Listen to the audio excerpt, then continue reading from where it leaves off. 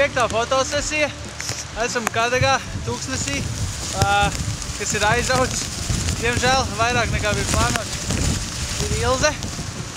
Pagaidām varonīgākajā situācijā, jo laikapstākļi ir nepielūdzami pretīgi. Bet viss izdosies, viss ir lieliski. Tā tam jābūt noteikti, ir jābūt efektīgi.